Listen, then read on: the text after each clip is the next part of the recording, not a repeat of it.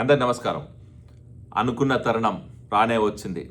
కార్యకర్తలు ఎన్నో రోజులుగా వేచి చూస్తున్న శుభదినం ఈరోజు ఆసన్నమైంది.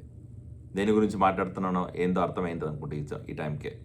నారా లోకేష్ గారు జాతీయ వర్కింగ్ ప్రెసిడెంట్గా ఈరోజు ప్రమాణ స్వీకారం చేయబోతున్నారు. మనలో చాలామంది కార్యకర్తలు, తెలుగుదేశం పార్టీ సానుభూతి పరులు, తెలుగు సైనికులు, పసుపు సైనికులు అందరూ కూడా చాలా సంవత్సరాలుగా వెయిట్ చేస్తున్నారు ఈ శుభదినం కోసం. ఎందుకంటే యువ రక్తం అవసరం, యువ నాయకత్వం అవసరం. పార్టీలో చంద్రబాబు నాయుడు గారి తర్వాత ఎవరు లీడర్ అని చెప్పి క్వశ్చన్ సందిగ్ధాన్ని తొలగించే విధంగా ఈరోజు జాతీయ వర్కింగ్ ప్రెసిడెంట్గా నారా లోకేష్ గారు ప్రమాణ స్వీకారం చేస్తున్నారు. అలాగే జాతీయ కార్యవర్గం అవ్వచ్చు, రాష్ట్ర కార్యవర్గం అవ్వచ్చు, ఈరోజు అంగరంగ వైభవంగా తెలుగుదేశం పార్టీ కార్యాలయంలో కార్యకర్తల మధ్యలో ఈరోజు ప్రమాణ స్వీకారం జరగబోతుంది. ఈరోజు ప్రమాణ స్వీకారం చేయబోయే ఈ కమిటీ ఏదైతే ఉందో 2029 ఎన్నికల ప్రణాళికాబద్ధంగానే, ఎన్నికల ధ్యేయంగానే, ఎన్నికల గెలుపు ధ్యేయంగానే పనిచేసే విధంగా ముందుకెళ్ళడానికే ఈరోజు వాళ్ళు కష్టపడి పనిచేస్తారన్న ఆలోచనతో చాలామంది యువకుల్ని, చాలామంది కొత్త వాళ్ళని ఈ కార్యవర్గంలోకి తీసుకొని ఈరోజు నారా లోకేష్ గారితో పనిచేసే అవకాశాన్ని కల్పించారు.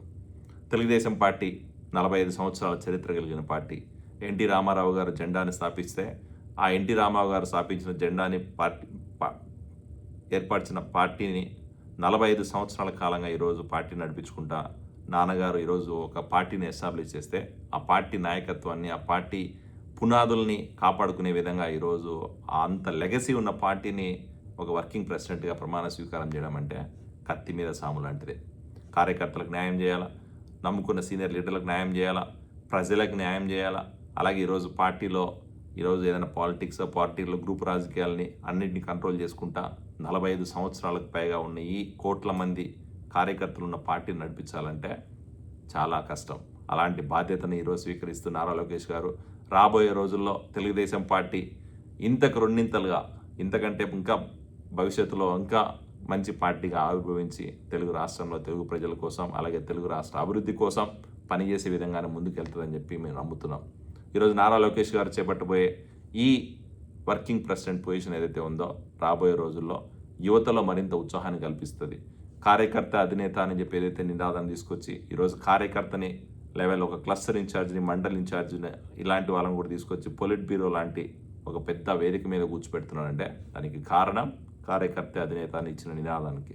ఈరోజు కార్యకర్తలకు ఇంపార్టెంట్ ఇచ్చుకుంటా, సీనియర్లకు ఇంపార్టెంట్ ఇచ్చుకుంటా, పార్టీకి పనిచేసే వాళ్ళకు గుర్తించుకుంటా, అలాగే ప్రజలకి న్యాయం చేసుకుంటా, అధికారంలో ఒక మంత్రిగా బాధ్యతలు స్వీకరించి రాష్ట్రానికి 20 లక్షల ఉద్యోగాల హామీ ఏదైతే ఇచ్చాడు యువకుల సమయంలో ఆ హామీని నిలబెట్టుకుంటా ముందుకెళ్తున్న విధానం చూస్తే ఖచ్చితంగా నారా లోకేష్ గారు ఒక నాయకుడిగా ఎంత పరిణితి చెందాలో అంత పరిణితి చెందినట్టే కనపడుతుంది.